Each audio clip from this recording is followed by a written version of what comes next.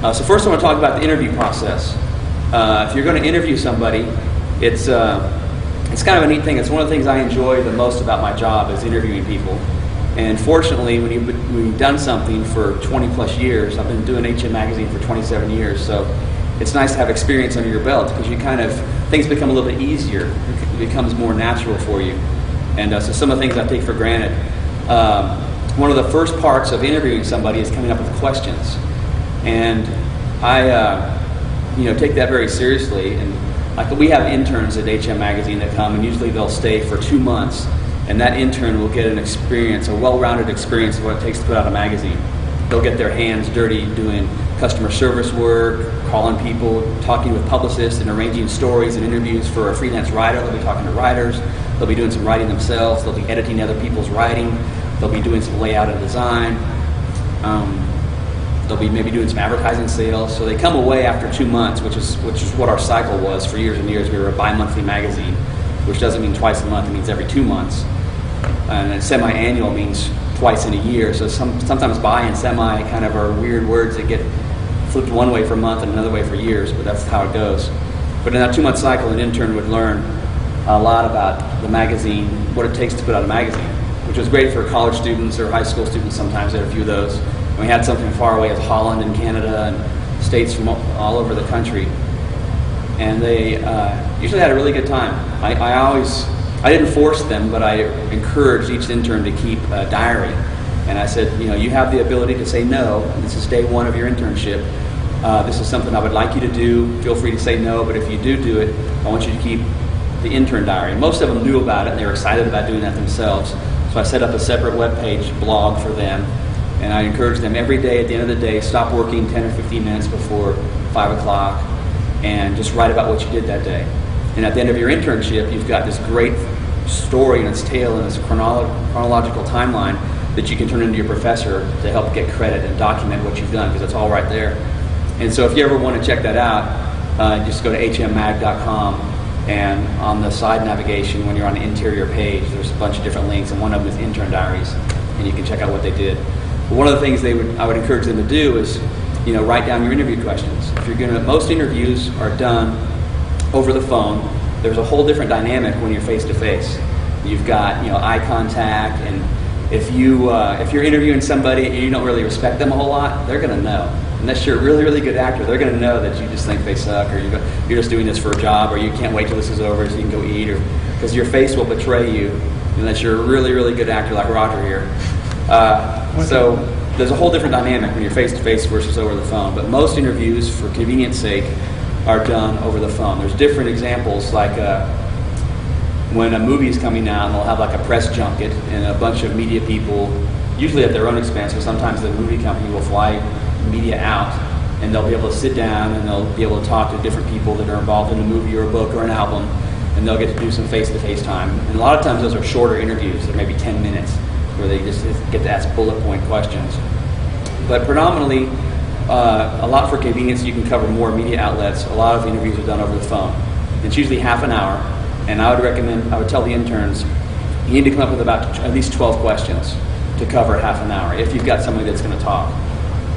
And one of the first things I tell people is to ask open-ended questions. An open-ended question is like, how do you feel about this, or why, or explain, or please extrapolate on this, or please explore this idea, or elaborate on this, please, as opposed to how old are you, what is your favorite color, what is your favorite song on the album, how many years have you been a drummer. All these questions can be answered with a number or a single word answer, and you're going to run through 12 questions pretty fast if they're all closed-ended questions. And the purpose of an interview in the sense of a media outlet, like a book or magazine or newspaper, is to entertain, maybe inform and educate at the same time. So you want people to talk. You want them to open up and to talk. And so you want to ask open-ended questions. You really want to prepare your questions well. When I interviewed this band called HIM, the initials HIM. Some people have referred to the HIM standing for His Infernal Majesty. Some of the lyrics kind of use religious imagery in kind of a negative way. So I don't really know, where the guy's head is. But I had a chance to interview him, and my first question, I prepared for this interview. It was easy for me, one, because I really like this band's music, So I knew a little bit about them already. I didn't have to research on somebody I knew nothing about. So it was kind of natural for me to enter into this interview. So my first question was, sex, a gift from God or a product of evolution? What are the ramifications of both? And so that was a question that just dove right in. I didn't waste time trying to ease into it or ask some generic light questions or what they call softball questions. I just waited for a question that I think he would like to respond. A lot of his, they're a modern day rock band, like a lot of rock bands, sexuality is a common topic. And when you're not living for Christ, you're not living under guidelines or rules necessarily, except ones you make up on your own. So I thought this would probably be a question that might make him think, that he might like to answer. And so I asked him, and that got the ball rolling right away. That interview's in this book, so if you get the book or you read that article in the magazine, you'll remember that he really responded to it. And at one point he said, I'm still reeling from that question, And I really like when I hear feedback like that, because it's nice to know that you got somebody to think. One aspect that's been kind of fun about these interviews over the years, and I think one reason why it's popular, is because I've been asking artists questions that maybe other interviewers don't ask too often. If you think about this rock star is sitting in an office in a room by himself at Atlantic Records, maybe for 6 or 8 hours one day. He's going to do a bunch of interviews, 30-minute interviews, back to back to back to back to back. So right after HM Magazine, he's got WKRP in Cincinnati, or he's got the New York Times to talk to, or somebody else. And so they're hearing the same old questions over and over and over again. Why did you name your new album Alice in Wonderland? Tell us about your new video. What do you like about the music scene today? And they're just hearing the same old questions over and over again. So when I ask them, what do you think about Jesus Christ? Usually they'll go, excuse me? Can you repeat that question? My gosh, did you really ask me that? And a lot of times, depending upon their viewpoint, a lot of times they appreciate it. Even if they're not a gung-ho Christian that wants to affirm their faith publicly in a magazine, they'll appreciate the fact that it got them to think. And it was a deviation from, because when you're sitting in a room with a bottle of water to drink and you're surrounded by 4 little walls and you're just getting the same questions over and over again, pretty soon you go on autopilot. You might be excited for the fact that your words are going to be printed in the LA Times tomorrow, but still you would kind of get tired of it after a while and bored. So I think the artists, and I've been given this feedback a lot of times, they appreciate the fact that your questions are different. So that's really one thing I encourage people to do. If you have a chance to do interviews, is think hard about your questions. Try to have questions that are informed. Some people get kind of offended when a reporter's interviewing them and they're uninformed. I remember back when I was much younger, I was interviewing a Christian artist that wasn't too really hard rock. It was an artist named Kim Hill, and it was at this festival at Six Flags. And I went to this place where all the interviews were being done. I was talking to the publicist, and I guess the artist was finishing up another interview or doing something, and the publicist had told me that she overheard a conversation between this artist and another artist from the Choir, which is a band I really like. And she got, oh, Derry, I hate doing these interviews. I did an interview once where the guy goes, so what instrument do you play? And you could tell it really offended her that some dorky reporter didn't even know what she did in the band or whatever. And so my first question was a well-thought question. It was, who is Kim Hill?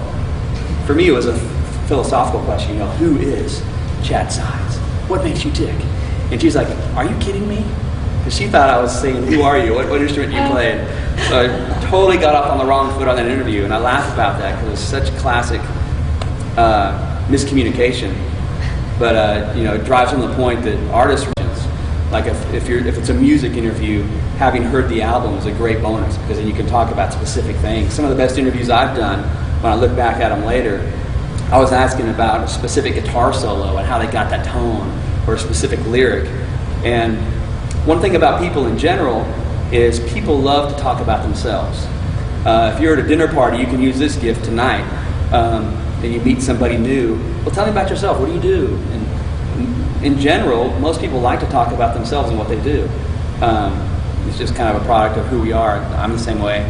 And so artists, when you're showing information that you're informed a little bit, and you ask them a question that's kind of intelligent, you understand what they've done, it kind of opens the door a little bit for them to let their guard down and explain more about what they do. And they're probably more than happy to explain how they got that guitar tone, or what this lyric meant, or why they use this particular video director.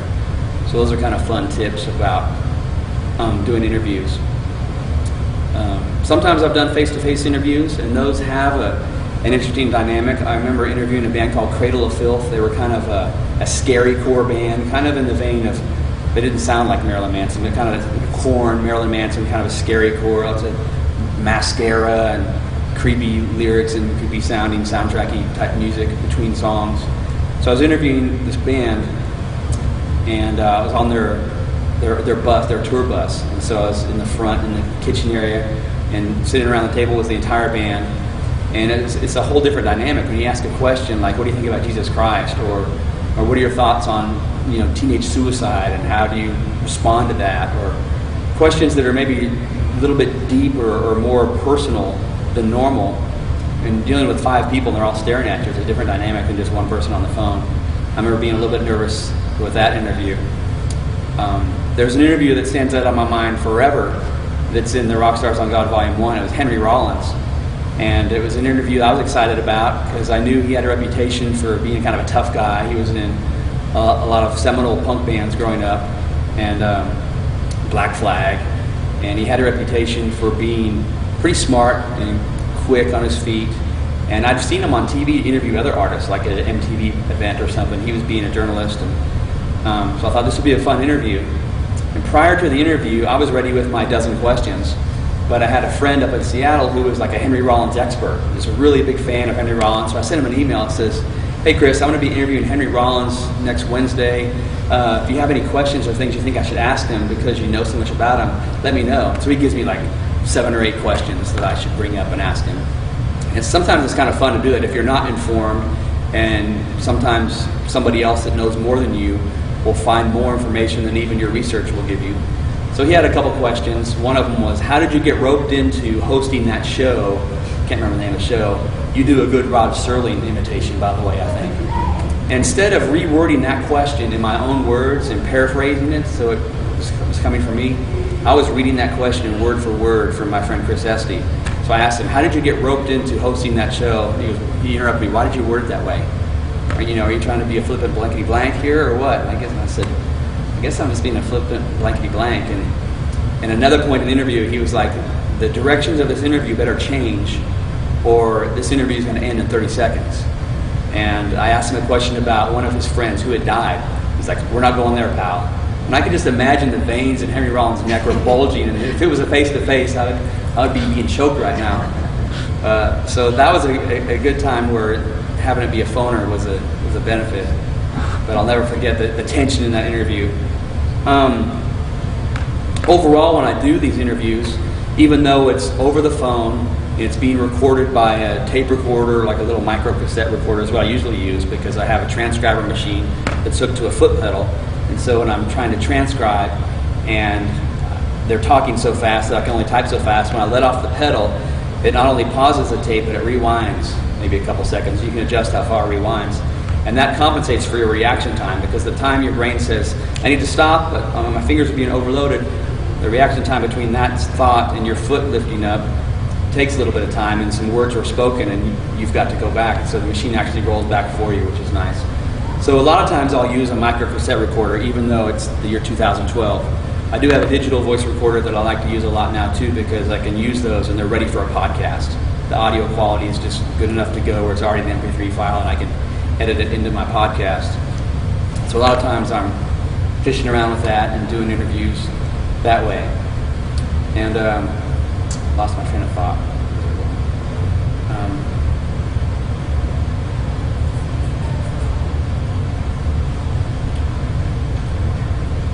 I got lost when I told you how I recorded the interviews. Oh well, I'm sure it'll come back eventually. The guy that wanted to kill me over the phone. I was going to kind of make a generic comment about interviews. By and large, it's a recorded event. Got it. It's very much, I'm sheltered, I'm separated from them on a phone line. I'm recording the situation. I can edit my words if I wanted to. I can make them sound better if I wanted to. But I treat it like I'm live on TV. For some reason, I don't know why I actually view it that way, but for me, I have the pressure as an entertainer to provide an interview that's entertaining.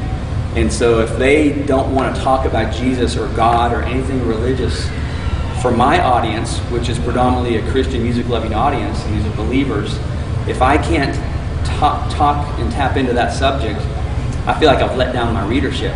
So I usually find a way to kind of work my way around to come back to talk about religion. Like maybe I'll say, even though this isn't about your album, who doesn't want to read an interview with Bono where he talks about God? I mean, when he talks in Rolling Stone magazine about God at length, it's just fascinating to hear. And one of my favorite quotes from Bono is he really only likes to listen to music that's written by people that are either running to or running from God, because the dynamic of both and what those people are wrestling with on either direction are just fascinating and captivating.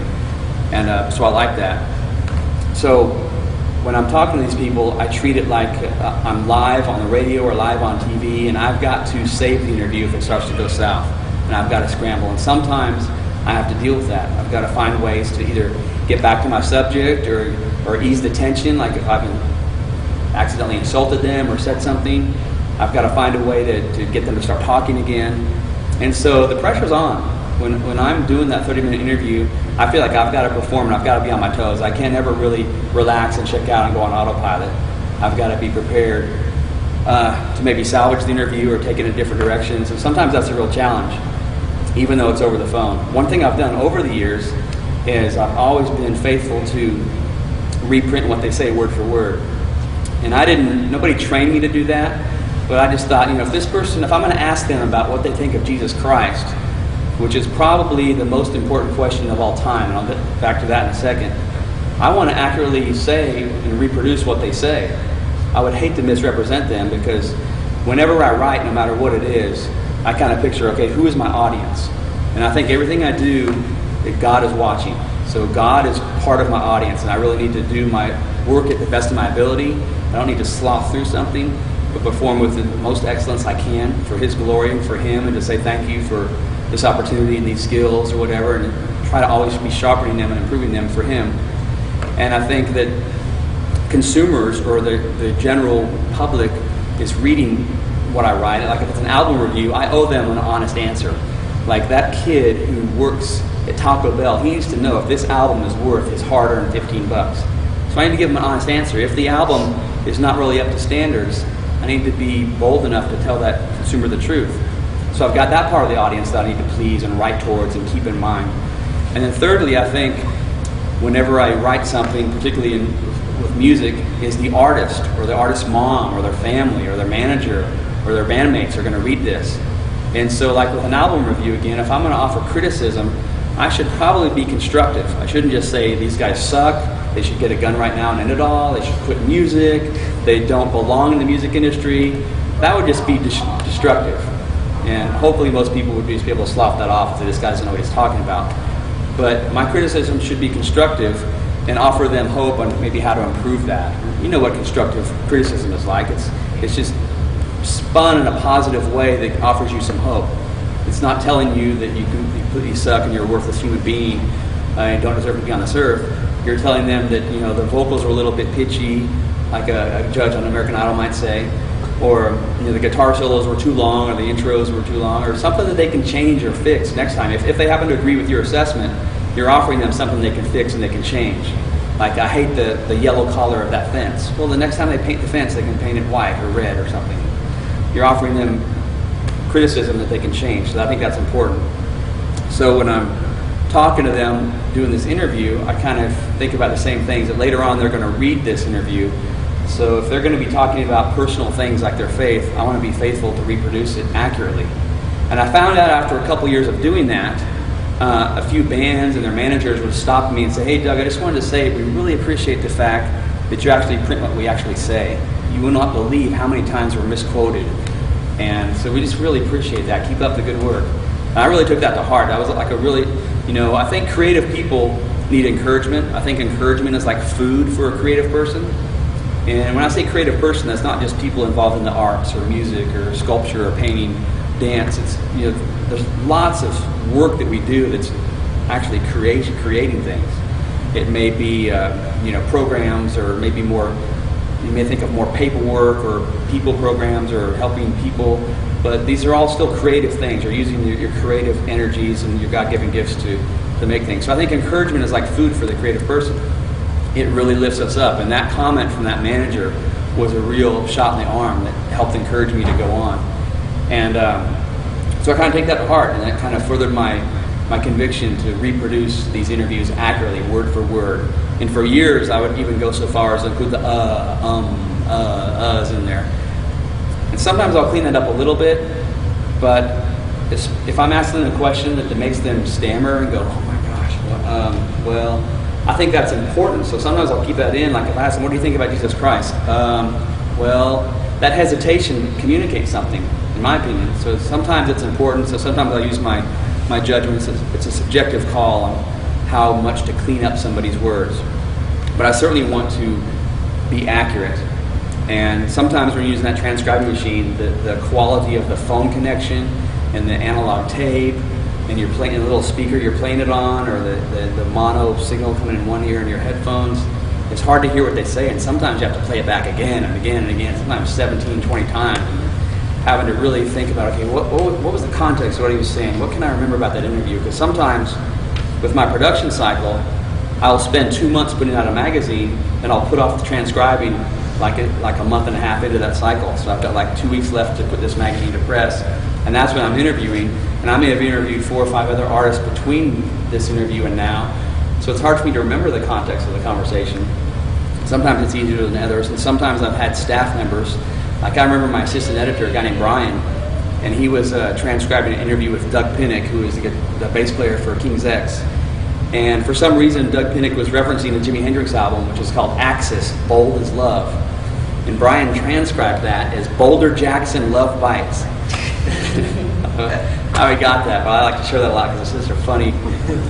Like, is that what they're saying? Is it Smoking Walter, the fire engine guy? Is that what that song says? Or, excuse me while I kiss this guy? A lot of times we don't really know what we're hearing. We have to kind of listen to it again and again. But that's become important to me, and it's been appreciated, and so I like to encourage other people to do that. And it's kind of a drag, and it kind of shames me to think about how often reporters misquote people or rewrite what they say, or they try to fit what they're writing and what the person they're interviewing into their own angle. And I think that's personally just kind of abusive and manipulating, and I don't want to kind of go there.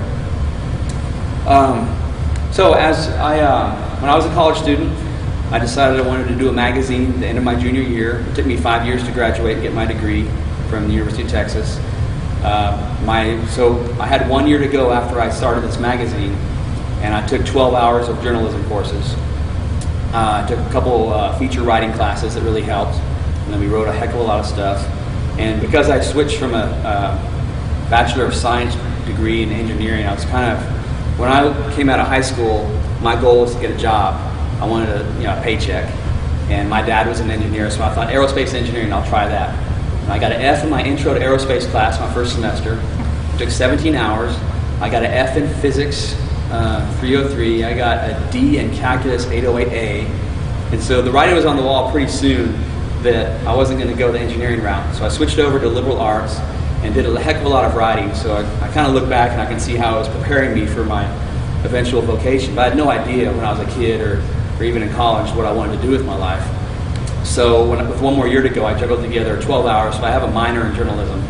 Looking back, I have one regret. I wish I would have taken an editing class, because I had to learn the hard way how to edit and how to cut out words. Because for me, words become important, especially if it's my own writing or something the interviewer said. Sometimes the wisdom or the insight they're bringing to a story. And I hate to chop that up. I hate to cut that up. But I've only got so many pages. I've got to make it fit. And if you're a professional editor or you take an editing class in college, they probably teach you how to be ruthless, how to just cut, chop, cut away, kind of be impersonal about it, and just condense, and make it fit, and get good at that. So I never really had training for that, had to learn the hard way, and over the years, learn how to craft my stories to fit. So that was kind of fun.